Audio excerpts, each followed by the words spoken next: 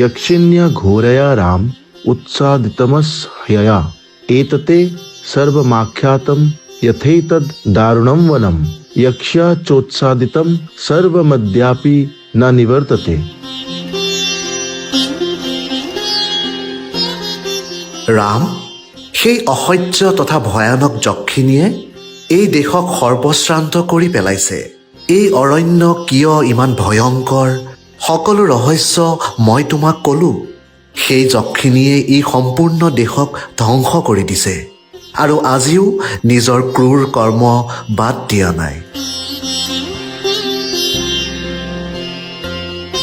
राम, उस असह्य एवं भयानक यक्षिणी ने इस देश को उजाड़ कर डाला है।